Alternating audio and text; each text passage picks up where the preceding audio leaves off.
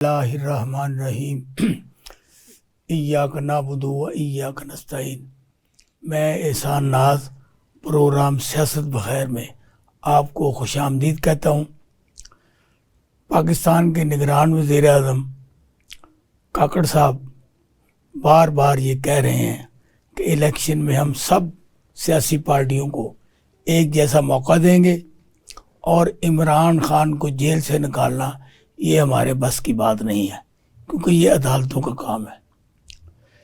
جبکہ پاکستان کے عوام یہ دیکھ رہے ہیں کہ کل کے مجرم آج کے سب سے بڑے بادشاہ بن گئے ہیں، اور جو اصل حکمران عوام کے تھے ان کو مجرم بنا کر جیلوں میں بند کر دیے گئے۔ یہ دلوں کے حال اللہ تعالیٰ جانتا ہے، لیکن جو چیزیں نظر آ رہی ہیں اس میں یہی کچھ سب لوگ کہہ رہے ہیں، اور ہر طرف سے ایک ہی صدا ہے کہ آپ الیکشن کروائیں، ووٹر خود فیصلہ کریں گے کہ ہم کس کے ساتھ ہیں۔ یہ بھی افواہیں پھیلائی جا رہی ہیں کہ تحریک انصاف کو الیکشن نہیں لڑنے دیا جائے گا۔ یہ بھی افواہیں پھیلائی جا رہی ہیں کہ عمران خان کو سزا دے دی جائے گی، اور آج تو کاکڑ صاحب نے یہ بھی کہا ہے کہ جیل میں ان کو زہر نہیں دیا جا رہا۔ یہ خام خواہ پی ٹی آئی کا شور ہے، اور وہ جو چور میں چاہے شور والی بات ہے کہ جو چیز نواز شریف نے لندن میں بیٹھ کر کی تھی اس پر ہو بہو عمل کیا جا رہا ہے۔ وہ جس کا لندن پلان نام بتاتے تھے چیئرمین پاکستان تحریک انصاف عمران خان، اس کا ایک ایک لفظ پورا ہوا ہے۔ پرویز علی کی گرفتاری بھی اس کا حصہ تھی، عمران خان کی گرفتاری بھی اس کا حصہ تھی، اور ان کی بیگمات کو، ان کے بچوں کو مقدمات میں پھنسانا، کیونکہ وہ ریل چلا رہے تھے نا کہ جیسے ہمارے بچوں کے خلاف مقدمات بنائے گئے، ہم پہ اس طرح بنائے۔ بھائی آپ نے تو جرائم کیے، آپ نے ملک کی دولت کو لوٹا، آپ نے وہاں پہ جا کے لندن میں دبئی میں محلات بنائے، تو جن کے خلاف آپ کیسز بنا رہے ہیں انہوں نے کیا بنایا؟ تو بات صرف یہ ہے کہ عوام ان ساری باتوں کو جانتی ہے، اور ہمارے جو سپہ سالار ہیں ان کو بھی یہ دیوار پر لکھا ہوا نظر آ رہا ہے کہ اس وقت عوام کس کے ساتھ ہے۔ اب کل انہوں نے علماء مشائخ کی جو کانسیپٹ لائی اور اس میں جو انہوں نے درس دیا، اور جو کچھ علماء کرام سے انہوں نے آگاہی حاصل کرنے کی کوشش کی، اس میں بھی انہوں نے فیڈ بیک دیا بھی عوام عمران خان کے ساتھ ہیں، اور ہمیں یہ لگ رہا ہے کہ آپ نواز شریف کے ساتھ ہیں۔ تو یہ آگ اور پانی کا کھیل ہے جو وہ کھیل رہے ہیں، لیکن دیکھیے اس کا رزلٹ کیا نکلتا ہے، کیونکہ اقوام عالم میں اس وقت پاکستان کی جو ساکھ ہے وہ بری طرح متاثر ہوئی ہے۔ یہ آپ فلسطین اور اسرائیل کی جنگ میں جو کردار ہمیں ادا کرنا چاہیے تھا پاکستان کو، وہ ادا نہیں ہوا، کیونکہ پاکستان اسلامی بمب ہے اقوام عالم اسلام کا، اور یہ قلعہ ہے اسلام کا، اور یہاں پر ہماری جو جرری افواج ہے اس کا نام ہے پورے اقوام عالم میں کہ انہوں نے جب بھی مسلمانوں پر کوئی مصیبت پڑی تو اگر یہ گئے ہیں تو وہاں سے یہ فتح سے ہم کنار ہوئے ہیں۔ اب سعودی عرب میں پریشانی پیدا ہوئے تھے، انہوں نے رفع کیا، ترکی میں معاملات تھے، انہوں نے رفع کیے، اب اسرائیل لبنان میں مختلف ہے، ہماری افواج گئی، انہوں نے عام کردار لگے۔ لیکن اگر اس وقت سپہ سالار نے کل اپنے علماء کرام کے کنونشن میں یہ بات کی ہے کہ حکومت اگر جہاد کا حکم دے تو جہاد ہے، ورنہ نہیں ہے، ہم بھائی یہی کہتے ہیں کہ آپ جہاد کا حکم دیں۔ پاکستان کے عوام یہ تو نہیں چاہتے کہ ہم خود جا رہے ہیں، آپ کی سرپرستی میں جانا چاہتے ہیں، آپ اپنے فوج پاکستان کو لے کر جائیں۔ اور آپ دیکھیے کہ پاکستان ایک زرعی ملک ہے، لیکن یہاں نہ آٹا ہے، نہ گندم ہے، نہ چاول ہے، نہ چائے ہے، نہ چینی ہے، نہ دالیں ہیں، نہ سبزیاں ہیں، نہ فروٹ ہیں۔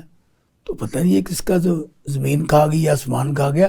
یہ صرف حکومت کی غلط پالیسیز کا نتیجہ ہے، ورنہ وہی زمینیں ہیں، وہی کسان ہیں، وہی پانی ہے، وہی ہر چیز موجود ہے، وہی پھل ہیں جن کو طریقے سے نہ لگایا جاتا ہے، نہ بیچا جاتا ہے، اور نہ ہی جو اس میں حصہ لینے والے لوگ ہیں، کسان اور دہقان اور ذمہ دار، ان کو صحیح طریقے سے پروفٹ دی جاتی ہے۔ یہ تھرڈ میں ایک تھرڈ مین آ گیا جو شریفوں کی طرح پوری دولت کو لوٹ کر اپنی تجوریاں بھر رہا ہے۔ تو آج میں نے اس پروگرام میں جو دعوت دی ہے وہ پاکستان اتحاد آل پاکستان کسان اتحاد کے مرکزی صدر ہیں جناب سابق آئی جی پنجاب ظفر عباس لق صاحب. یہ بڑا ایک نامور اپنے جید قسم کے بیوروکریٹ رہے ہیں اور پولیس میں انہوں نے بہت زیادہ اصلاحات بھی کی اور آئی جی موٹر وے ریٹائر ہوئے ہیں. جناب میں آپ کو اپنے یہاں ویلکم کرتا ہوں. ان کے ساتھ موجود ہیں پنجاب کسان اتحاد کے صدر چودھری جاوید سلیم صاحب. ان کو ہم نے خصوصی طور پر یہ دعوت دی ہے کہ پاکستان میں جو زرعی معاملات ہیں ان کے یہ ایکسپرٹ ہیں. یہ ہمیں بتائیں گے کہ پاکستان میں کس طریقے سے زراعت کی جائے کاشتکاری کی جائے جس سے عوام الناس کو فائدہ ہو. تو میں ملتمس ہوں جناب پریزیڈنٹ صاحب سے کہ وہ یہ ہمیں بتائیں کہ پاکستان میں کسانوں کے ذمہ داروں کے اور متعلقہ جو سٹاف ہے ان کے حالات کیسے بہتر ہو سکتے ہیں اور حکومت کو کیا اقدام کرنا چاہیے. شکریہ جی احسان صاحب. جیسے آپ نے فرمایا کہ پاکستان کے پاس بہت بڑا خزانہ ہے جو کہ اس کی باقی جو منرلز ہیں یا باقی خزانے ہیں وہ اپنی جگہ پہ ہیں. ٹھیک ہے. جو زرعی خزانہ ہے جو کہ زمین اللہ تعالیٰ نے اتنی زرخیز دی ہے پانی دیا ہے بہت اچھے جفاکش کسان دیے ہیں اور وہ موسم دیے ہیں جو کہ فصلوں کے لیے بڑے معاون ہیں. تو اس کے باوجود آپ نے جیسے کہا اپنے ابتدائیہ میں کہ پاکستان امپورٹ کرتا ہے زرعی چیزیں تو یہ صرف ہماری نالائکی ہے اور ہماری کوآرڈینیشن کی کمی ہے. ادروائز پاکستان کا جو پوٹینشل ہے وہ $20 ارب ہر سال زرعی اجناس ایکسپورٹ کرنے کا ہے. اگر آپ ہمیں ایک اچھا وزیر زراعت دے دیں چاروں صوبوں میں 4 وزیر زراعت اور جو فیڈرل لیول پہ فوڈ سیکورٹی کی منسٹری ہے اس میں ایک اچھا وزیر آ جائے تو کوئی وجہ نہیں ہے گورنمنٹ کی پالیسیز اس کے معاونت کریں تو پاکستان بہت آگے چلا جائے. جو بڑی بڑی خامیاں ہیں جی وہ یہ ہیں کہ بیج ہمارے پہلے اپنے ہوتے تھے ریسرچ سینٹر ہمارے اپنے تھے ان کو اب پیسے نہیں ملتے بیج ہم امپورٹ کرتے ہیں اربوں ڈالر کے بیج امپورٹ ہوتے ہیں جی احسان صاحب. اور اس بیج کا یہ نقص کیا ہے وہ ایک دفعہ آپ بیج لیں ہائیبریڈ بیج جو ہے وہ دوبارہ ریپروڈیوس نہیں آپ کر سکتے اس کو دوبارہ آپ نہیں وہ بیج کے طور پہ استعمال نہیں ہوگا. وہ ایک ٹیکنالوجی میں ہے کہ ہم سے لیتے رہیں.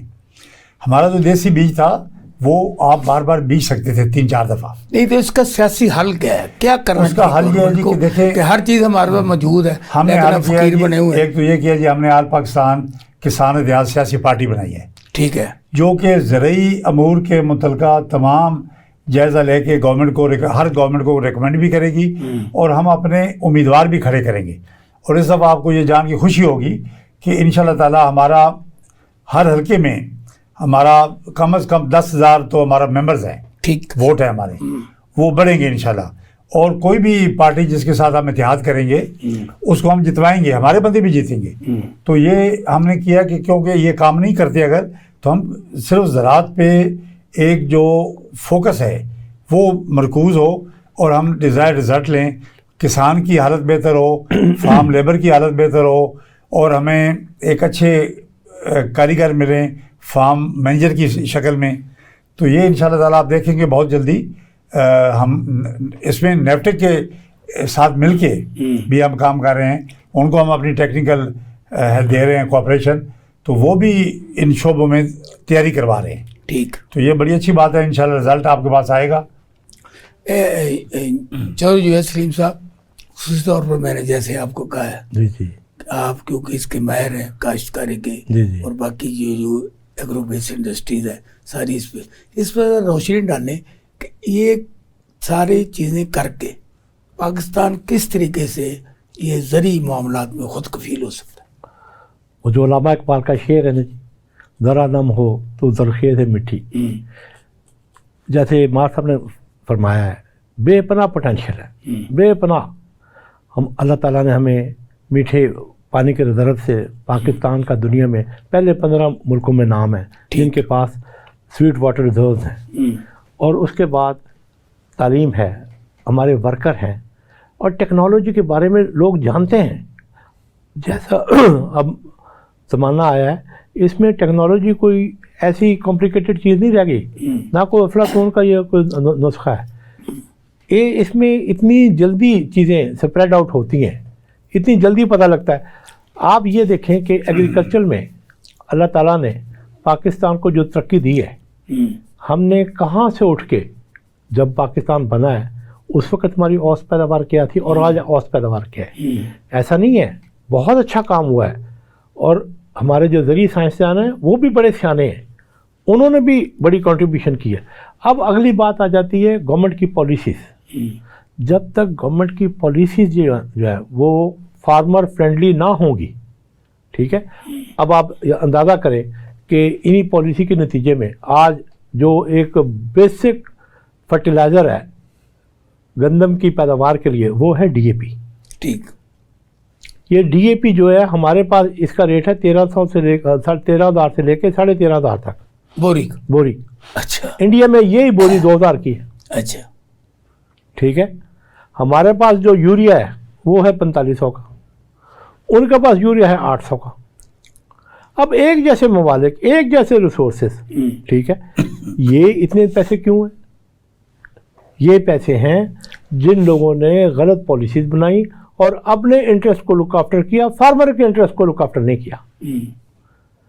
بہت تھوڑی سی چیزیں ہیں جن کو پالیسی بنائے گورنمنٹ اور اس کو فوکس کرے تو ہماری یہی پیداوار انہی وسائل کے ساتھ، اسی زمین کے ساتھ اتنی بڑھ سکتی ہے کہ ہمارا جو 4-5 ملین ٹنز کا جو ایک گیپ ہے جس میں ہم ہر سال امپورٹ کرتے ہیں، ہم ایک کو ایکسپورٹ میں بدل دیں گے۔ ٹھیک، ضرورت کس بات کی ہے؟ ضرورت اس بات کی ہے کہ ایک جو انفورسمنٹ ہے گورنمنٹ کی، ریٹ ہے جو ہے، اس کو پتہ لگنا چاہیے کہ یہاں پہ گورنمنٹ کی ریٹ ہے۔ اگر کوئی بندہ کھاد بلیک کرتا ہے، اگر کوئی بندہ کھاد کی ذخیرہ اندوزی کرتا ہے تو ہماری جو ایڈمنسٹریشن ہے یہ اس کا فرض ہے۔ وہ تو ان کے ساتھ ملے تو یہ کیا بات کر رہے ہیں، وہی تو کرواتے ہیں دیکھیں، اگر جن کو آپ پکڑنے والا کہہ رہے ہیں۔ اگر وہ کہتے ہیں نا جی، اگر باڑ ہی کھیت کی دشمن بن جائے تو آپ پھر کیسے ایکسپیکٹ کرتے ہیں کہ اس کھیت میں کوئی چیز زرخیز پیدا ہوگی؟ نہیں ہوگی۔ یہ ان کو یہ سوچنا پڑے گا۔ ارباب اختیار کرے گا کون؟ ارباب اقتدار، ہمارے جو الیکٹڈ نمائندے ارباب اقتدار تو 75 سال کے ہیں، کچھ بھی نہیں کرتے۔ اسی لیے ہم حصہ ہے اس کا، اسی لیے ہم ہیں بھی بڑا پیچھے، اچھا اسی لیے پیچھے۔ ایسا نہیں ہے کہ خدا نہ خواستہ کو ہمارے وہ جو ہے قسمت میں یہ بالا آیا ہوا ہے، نہیں، یہ ان پالیسیز کی وجہ سے ہم بہت پیچھے۔ نہیں جو صاحب، مجھے یہ کھاد کا بھی ذکر کیا آپ نے کہ ازل سے ہم کھیتی باڑی کرتے آ رہے ہیں، پاکستان بننے سے پہلے بھی کھیتی باڑی ہوئی تھی، کیا کھاد کا استعمال ایسے ہی ہوتا تھا؟ نہیں، کھاد کب سے چلی ہے؟ اب یہ جو نئے بیج آئے ہیں نا، ان بیج کی جو ریکوائرمنٹ ہے وہ بہت زیادہ ہے۔ اب دیکھیں، پہلے یہ میکسی پاک سے پہلے جو ہماری پروڈکشن تھی یہاں پہ وہ ہوتی تھی 12 من، 14 من، 15 من۔ جب میکسی پاک گندم امپورٹ ہوئی 1967-68 میں، تو سب سے پہلے آپ کو جو جمپ ملا ہے نا وہ 15 سے لے کے 30 من تک، 35 من تک۔ ٹھیک ہے، لوگ سوچ کے پاگل ہو رہے تھے کہ اتنی پروڈکشن بھی ہو سکتی ہے۔ اس کے بعد آج ہم بات کرتے ہیں، آج بات ہو رہی ہے 80 من پر ایکڑ کی، اچھا 90 من پر ایکڑ کی۔ ہمارے یہ جو بیج نئے آئے ہیں یہ اتنے پوٹینشیل بیج ہے، ہمارے زرعی سائنسدانوں نے اتنی محنت کی اس میں، مطلب پاکستان میں جو ایک ہمارا بیج ہے نا جی۔ نہیں، آپ تو کہہ رہے تھے ہمارے بیج ملتے نہیں، بیج کافی بحث بھی آتے ہیں جو ماں صاحب نے کہا نا، بیج کی ایک ایسی دنیا ہے جس میں مافیا کا بڑا زبردست کنٹرول ہے۔ ہمارے پاس جتنے فاڈر کے بیج ہیں سارے انڈیا سے آ رہے ہیں، ہمارے پاس جتنے سبزیوں کے بیج ہیں سارے انڈیا سے آ رہے ہیں۔ ہم لیتے ہیں یہاں پہ بریک کے بعد واپس آتے ہیں تو انہی سے بات جاری رہے گی۔ Welcome back. ہم بریک پہ جانے سے پہلے بات کر رہے تھے کاشتکاری کی، زراعت کی، اور اس میں درمیان ہمیں جوائن کیا ہے پاکستان مسلم لیگ کاف لاہور کے صدر جناب میاں وحید صاحب نے۔ ہم ان کے بہت ممنون ہیں کہ وہ گوناگو مصروفیات کے باوجود ہمارے پروگرام میں پہنچے، کیونکہ یہ بھی لاہور کے بہت بڑے ذمہ دار بھی ہیں، کاشتکار بھی ہیں، کسان بھی ہیں، اور انہوں نے بھی ہمیشہ مل کر جدوجہد کی ہے۔ اور اس وقت بھی جس اجلاس سے آ رہے ہیں نا، وہ ہماری اور آپ کی لڑائی لڑتے ہوئے آ رہے ہیں. تو میں آپ کو یہاں پہ ویلکم کرتا ہوں. میاں صاحب بہت شکریہ, تھینک یو فار کم. اور آپ سے یہ شروع کرتے ہیں کہ یہ جو پاکستان میں زرعی زمین ساری کو ہاؤسنگ سوسائٹیوں میں تبدیل کر دیا گیا ہے اور ابھی بھی یہ مسلسل کام جاری ہے, آپ اس کو کس نگاہ سے دیکھتے ہیں؟ آپ کو تو بہت پیسے ملے ہوں گے. بسم اللہ الرحمن الرحیم. بات اصل میں پیسوں کی ہی ہے. سچی بات تو یہی ہے کہ جو اتنی اعلیٰ جو زمین ہے جہاں سے کاشت کاری کا بہترین نظام چل رہا تھا, یہاں پہ اصل میں یہ کہ جس ملک کے اندر ادارے اپنا کام نہ کر رہے ہوں, ہر بندہ اپنا کام چھوڑ کے دوسروں کے کام پہ نظر ہو, اصل اپنا کام چھوڑ کے, وہاں پہ یہ اسی طرح ہوتا ہے کہ جناب یہاں پہ نہ کسی کو پتہ ہے کہ کس طرح سے جو ہے نا یہ, کیونکہ یہ زرعی ملک, اس کو ہمیشہ ہم نے تو یہی بچپن سے پڑھتے سنتے ہیں کہ یہ زرعی ملک, اور حقیقت بھی ایسے ہی تھی. لیکن بدقسمتی یہ ہے کہ آج وہ جو زراعت کے قابل زمین ہے ساری کی ساری, آپ دیکھیں کہ وہاں تو ہاؤسنگ کالونیز بن گئی ہیں. اور جو ہے نا وہ بالکل آج ذمہ دار جو ہے نا وہ سمجھتا ہے کہ جناب مجھے تو اس میں کوئی فائدہ ہی نہیں ہے, اس سے بہتر ہے کہ میں بیچوں اور میں پیسے جو ہے نا اسی کاروبار میں لگاؤں. کاشتکار کو تو وہ سب کچھ وہ مل ہی نہیں رہا جو بیچارہ وہ کام کر رہا تھا.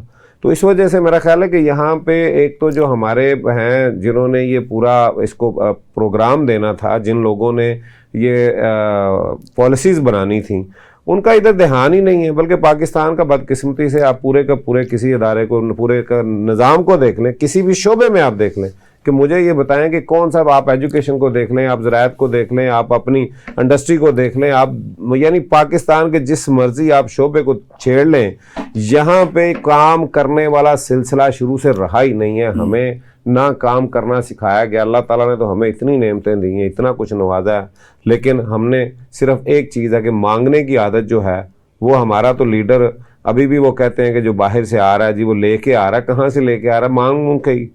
آج جس کو اچھا مانگنا آتا ہے وہ بڑا لیڈر ہے. جو مانگ کے آپ کے اوپر پوری قوم کو قرضوں کی دلدل میں پھنسا رہا ہے اس کو کہتے ہیں جناب بڑا یہ لیڈر ہے. وہ یہاں پہ روٹی سستی کر دے, یہاں پہ آٹا سستا کر دے, چینی سستی کر دے, اور چاہے وہ اس کی قیمت جو ہے نا بعد میں آپ کی نسلیں ادا کرتی رہیں. یہاں پہ گلیاں, پل, سڑک, جس ملک کی بدقسمتی سے جس قوم کو یہ بتایا جائے کہ یہ سڑکیں گلیاں آپ کی ترقی ہے, میں اس پہ کیا رونا ہی رو سکتے ہیں. آپ زمین کی بات کر رہے ہیں, انہوں نے آج بیڑا گرک کر کے رکھ دیا ہے. آج اتنے کمزور ہیں ہم, ایک ایٹمی قوت ہونے کے باوجود, ساری دنیا کی اللہ تعالیٰ نے ہمیں نعمتیں دی ہیں, اتنی طاقتور فوج ہونے کے باوجود آج ہم ان جو اس وقت ہمارے مسلمان بچے بہن بھائی جن کو مارا جا رہا ہے, جن کی نسل کشی کی جا رہی ہے, ان پہ ایک لفظ کوئی نہیں بول سکتا. اس کی وجہ کیا ہے؟ آپ تو خالی زمین کی بات کر رہے ہیں, مجھے یہ بتائیں کہ کون سا ادارہ انہوں نے چھوڑا یہاں پہ پاکستان میں؟ کوئی ایک کام مجھے بتا دیں. اور یہ بڑکے لگا رہے ہیں کہ جناب ہم, اور آج یہ نورا کشتی چل رہی ہے, ایک نواز شریف کے خلاف بول رہا ہے, نواز شریف ان کے خلاف بول رہا ہے, اور یہ اصل جو سیاست اگر کرنی ہے تو بھائی سب کو لے کے آئیں پاکستان کے اندر. اگر آپ چاہتے ہیں کہ پاکستان کا اس الیکشن کا فائدہ ہو تو میں سمجھتا ہوں جب تک سارے سیاسی لوگ, ساری پارٹیاں اس میں پارٹیسپیٹ نہیں کریں گی, اس کا رزلٹ ٹھیک نہیں آئے گا. اور پچھلے 76 سال کے اندر آپ نے جتنے الیکشن اس ملک کے اندر دیکھے ہیں, جب بھی اس طرح کے رزلٹ لیے گئے ہیں ملک کو نقصان ہوا ہے اور پیچھے سے پیچھے چلا گیا ملک. آج بھی اگر آپ یہ چاہتے ہیں کہ پاکستان کے عوام فیصلہ کریں, پاکستان کے عوام ووٹ کے لیے آئیں, پاکستان کے عوام کے ووٹ کی, وہ جس کی عزت کی بات کرتے رہے ہیں, جو ووٹ کو عزت دینے کی بات کرتے رہے ہیں, آج خدا کے لیے وہ ووٹ کی عزت کے لیے, ووٹر کی عزت کے لیے, اس عوام کی عزت کے لیے اور اپنی آنے والی نسلوں کے لیے کل غزہ اور فلسطین اس ملک کو نہ بننے دیں. آپ کے سامنے لیبیا بھی ہے, آپ کے سامنے شام بھی ہے, آپ کے سامنے عراق بھی ہے, آپ کے سامنے افغانستان بھی ہے. خدا کے لیے اس ملک پہ ترس کھائیں. یہ زمینوں کا معاملہ تو اب بہت پیچھے رہ گیا ہے. ناز صاحب اس وقت ملک جہاں چلا گیا, اور آج آپ دیکھیں کہ وہ جن کو آپ نے یہاں پہ مہمان نوازی کی ہے, آج آپ کو کھڑے ہو کے چوکوں میں آپ وہ ہر جگہ دنیا کے ہر فورم پہ آپ کے خلاف بات کر رہے ہیں. اب مجھے یہ بتائیں کہ آپ کے پاس جواب کیا ان کے لیے؟ کوئی ہے جواب؟ آج وہ آپ نے, اور یہ ظلم کی بات, یہ پالیسی کی بات آپ کر رہے ہیں, زراعت کی بات کر رہے ہیں, یہاں پہ پالیسی بنانے والے پتہ نہیں کیسے کر رہے ہیں کہ بھی افغانیوں کو آپ بالکل نکالیں. ہم اس کے حق میں ہیں کہ اپنے ملک میں جائیں, لیکن यार किराए पे भी मकान देते हैं तो उसको भी नोटिस में कुछ 2-3 माह दिए जाते हैं, उसमें भी कुछ टाइम दिया जाता है। जिनको 40 साल रखा है, जिनके बच्चे यहाँ पैदा हुए हैं, जो कारोबार यहाँ कर रहे हैं, आप क्या कर रहे हैं कि उन्हें 1 महीने के अंदर सब कुछ छोड़ छाड़ के वो चले जाएं, ताकि वो आपके खिलाफ जाके वो जो कुछ वहां हो रहा है, पहले वो क्या कर रहे हैं, टीटीपी क्या कर रही है, वो टीटीपी किन के सर पे कर रही है?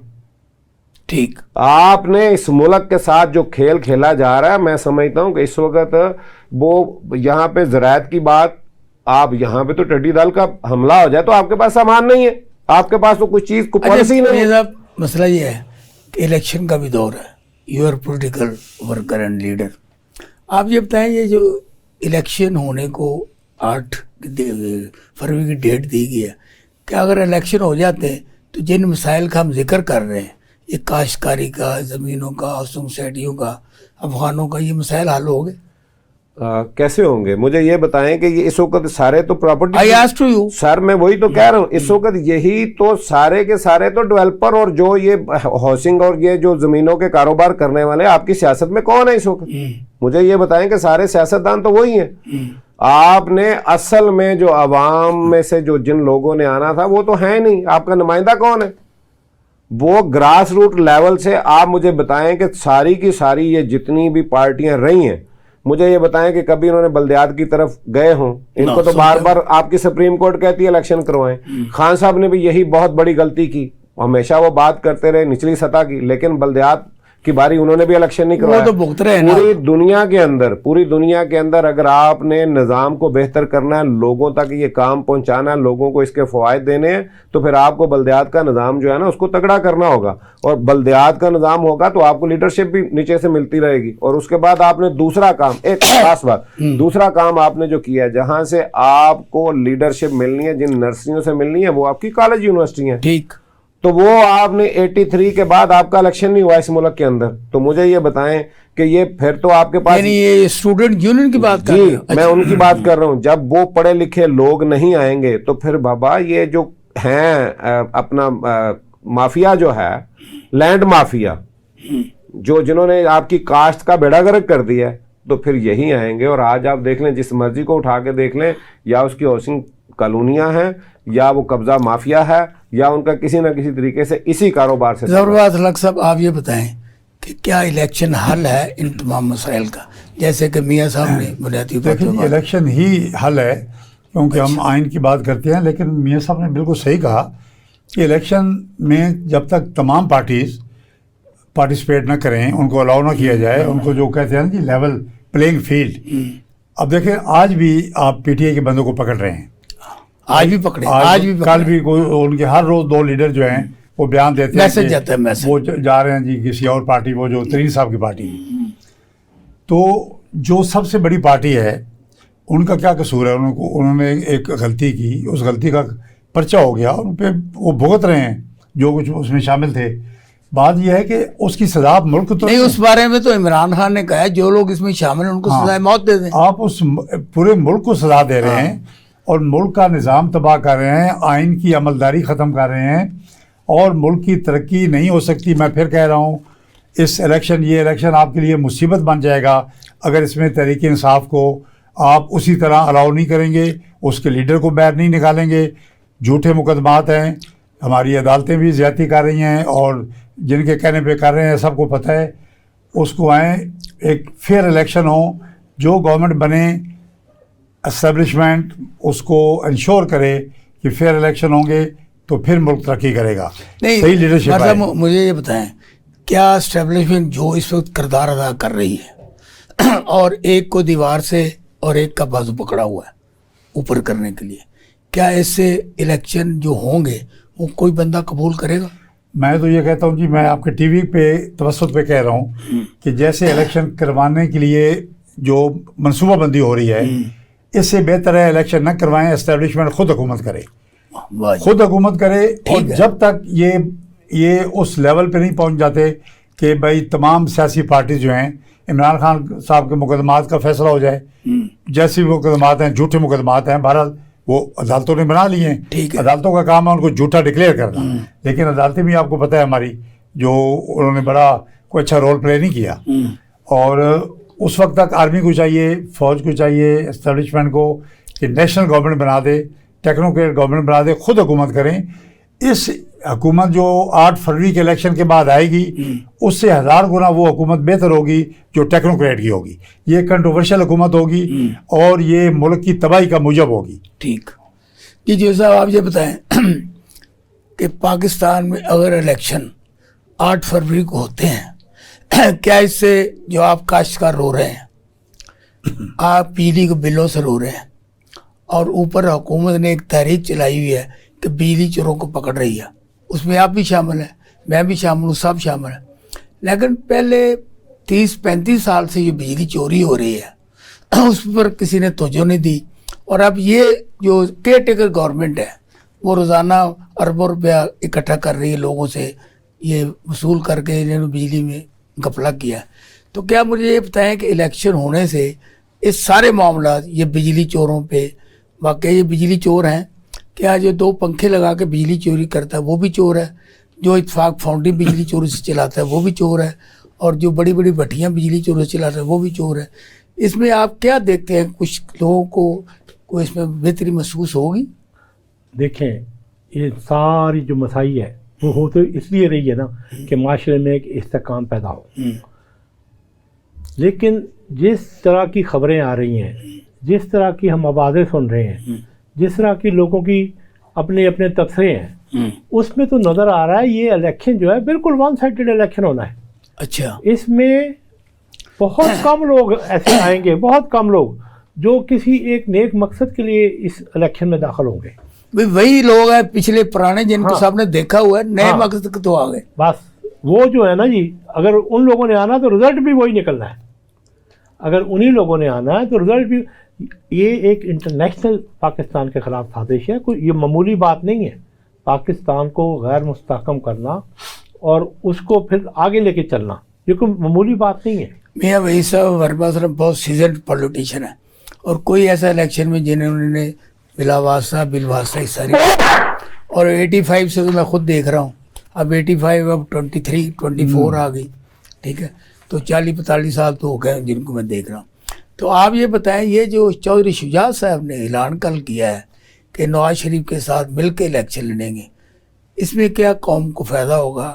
کیا آپ نے وہ 16 میں جو کچھ آپ نے بھی پیسے پوسے بنائے وہ بھی الیکشن میں لگا رہے ہیں آپ؟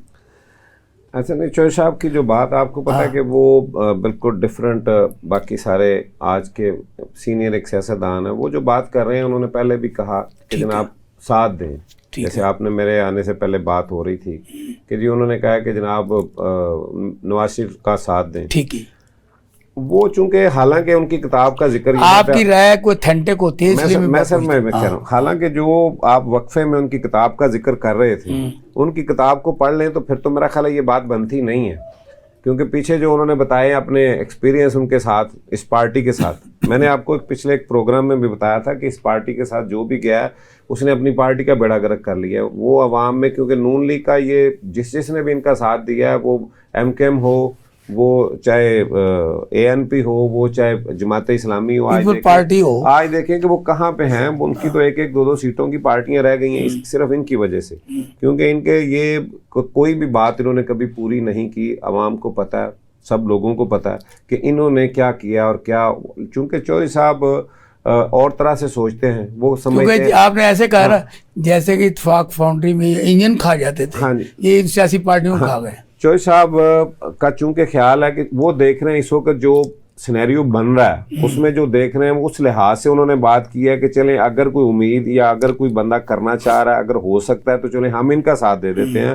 حالانکہ یہ ممکن نہیں ہے. میں آپ کو بتاؤں کہ جو ابھی ظفر صاحب نے بات کی تھی نا، جب یہ بات ہو رہی تھی کہ دیکھیں جو لوگ جن کے لیے آپ نے بات کی ہے ٹیکنوکریٹس کی، یا خود ہی آ جائیں، تو اصل میں ظفر صاحب یہ جب یہ مسئلہ ہوتا ہے تو یہ ان کو جمہوریت کا بھوت سوار ہو جاتا ہے خود سے. حالانکہ وہ کام ٹھیک کر رہے ہوتے ہیں. اگر وہ اس طرف نہ آئے تو ملک کو وہ بھی اس طرح سے وہ اس یہاں قبضے کے لیے نہیں آتے، وہ بھی پاکستان سے ایک محبت ہے ان کی، سرو کرنے کے لیے آتے ہیں. جب وہ صحیح چل رہے ہوتے ہیں لیکن انہیں بھی بتایا جاتا ہے کہ آپ سے تو جناب بہتر کوئی جمہوری بندہ ہی کوئی نہیں، تو وہاں پہ وہ بھی ٹریپ ہو جاتے ہیں. اور آج یہاں جمہوری جو لوگ ہیں ان کا مسئلہ ہے کہ وہ اس کے بعد بن جاتے ہیں ڈکٹیٹر بن جاتے ہیں, جس کی وجہ سے آج بھی جو ابھی آپ نے پکڑ دکڑ کی یہ بات کر رہے تھے کہ جو لوگوں کے ساتھ ہو رہا ہے, مجھے یہ بتائیں کہ یہ کون کر رہا ہے؟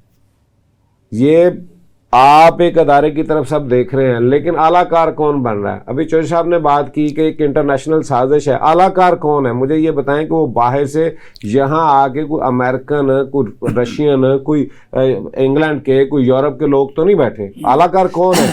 ہم خود ہیں. اور آج بدقسمتی یہ ہے کہ میں تو حیران ہوں ایک بات پہ کہ جناب ان کے لیے بھی ہر ایک کے لیے ایک ایسا پھندا پہلے سے تیار کیا جا رہا ہے. ابھی انہوں نے اپنی 16 ماہ کی گورنمنٹ کے اندر جو قانون انہوں نے پاس کیے ہیں, کل انہی کے گلے میں وہ پھندا پڑے گا تو سمجھ آئے گی کہ ہم نے کیا کیا ہے. ہم نے وہ جو اپنے ہاتھ کاٹ کے جو ہے نا وہ جن کے ہر چیز جن کے ہاتھ کر رہے ہیں وہ مناسب نہیں ہے, آئین میں اور قانون میں اس کی گنجائش نہیں ہے, جو ہم اس سے بڑھ کے صرف یہ ہے کہ ان کی جو ہے نا وہ جو بوٹ پالش والا معاملہ ہے نا وہ وہاں تک بات چلے گی. اور دوسری بات, ایک اور پارٹی جو اس وقت جس کی طرف سب کو بھیجا جا رہا ہے, بندہ غائب ہوتا ہے, افیر وہاں سے ہوتا ہے, برآمد وہاں سے ہوتا ہے. میں یہی کہتا ہوں, لفظ جو ہے نا وہ برآمد وہاں سے ہوتا ہے. تو یہ برآمدگی کے کل پرچے ان پہ بھی ہونے ہیں. اچھا یہ بات ذہن میں رکھیں کہ یہ اتنا آسان کام نہیں ہے. مجھے یہ بتائیں کہ ایک بندہ ایک دن بیان دے رہا ہوتا ہے کہ جناب میں اپنی پارٹی کے ساتھ کھڑا ہوں, میں اس اپنے نظریے کے ساتھ کھڑا ہوں, اگلے دن وہ بندہ غائب ہو جاتا ہے. کچھ دنوں کے بعد وہ برآمد جو ہے نا وہ ان کی پٹاری سے ہوتا ہے. ہاں جی, وہ جہاں جن کے پاس سے ہوتا ہے. پھر ویسے ایسے پریس کانفرنس ہوتی ہے. تو میں نے آپ کے ایک پروگرام میں پہلے بھی کہا تھا, پہلے اغوا برائے تاوان ہوتا تھا, اب اغوا برائے بیان ہے. تو یہ سارا سلسلہ جو اب اس میں ظفر صاحب کو جو شامل کرتے ہیں. میں ایک لاسٹ جو بات یہ ہو رہی ہے نا, جو آپ نے ابھی ہم ذکر کر رہے تھے کہ آج کل جو ووٹوں کے لیے جا رہے ہیں لوگ, ان کے ساتھ آگے بڑا پرتشدد قسم کے معاملات ہو رہے ہیں, والہانہ استقبال ان کا چھتروں سے کر رہے ہیں. ٹھیک ہے. لیکن اب یہ بات ذہن میں رکھیے گا کہ لوگوں کو اب وہ یہ 1900 والا سلسلہ نہیں ہے, یہ 85 86 88 نہیں ہے, یہ 2023 ہے اور 24 میں الیکشن ہے.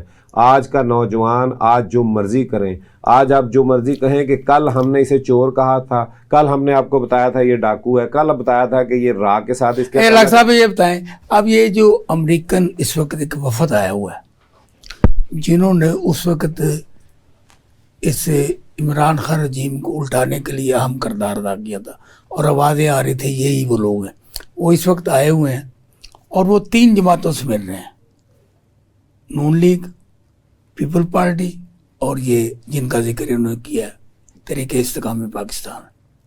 تو آپ مجھے یہ بتائیں کہ وہی لوگ جن کے خلاف قرا نکلتا ہے, جن کی طرف پنجابی دن کھرا جاتا ہے, انہوں نے پاکستان کا بیڑا غرق کیا ہے, اور اب وہ جن لوگوں سے آ کے مل رہے ہیں اور ان کو جس طرح وہ والہانہ استقبال دے رہے ہیں, کیا یہ ان کے مشکور ہو رہے ہیں کہ آپ نے ہمیں حکومت دی؟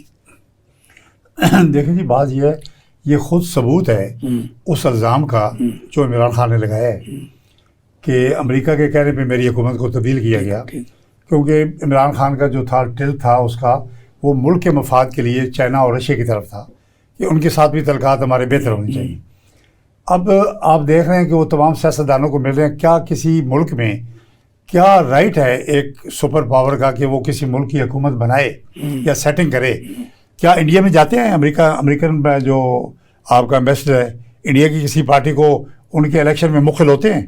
کیا وہ گورنمنٹ الاؤ کرتی ہے؟ ہم نے تو نہیں سنا. کیا وہ پاکستان میں تو کونسلر تک, کیا وہ بنگلہ دیش میں جا سکتے ہیں؟ تو یہ امریکی سفیر وائسرائے پاکستان بنے, ان ملکوں کی مثالیں دے رہا ہوں. کیا وہ بنگلہ دیش میں, ظفر صاحب کی بات کو آگے, کیا وہ بنگلہ دیش میں جا سکتے ہیں؟ سر وہ آئیں کیوں نا, آپ وہ جو مالک ہیں, جب آپ نے شروع سے ان کو مانا ہوا ہے, جب آپ نے انہی سے ہر چیز لینی ہے, جب آپ ان کی فرنچائز ہے یہاں پہ سب کچھ, تو جب انہوں نے ہی کرنا ہے تو پھر یہیں رہیں گے, وہ بات بھی انہی کی کریں گے. آپ ان کو چھوڑ کے چائنا رشیا کی بات کریں گے. بالکل میاں صاحب صحیح کہہ رہے ہیں. دیکھیں نا جی, ہمیں اپنے ملک کو ایک انڈیپینڈنٹ ملک کے طور پہ بننا چاہیے. اگر یہی ہونا تھا تو میں پھر یہ کہتا ہوں کہ تو پھر قائد-اعظم کی تمام کوششیں پاکستان انڈیپینڈنٹ پاکستان بنانے کی, میں کہتا ہوں اس کا کوئی فائدہ نہیں تھا.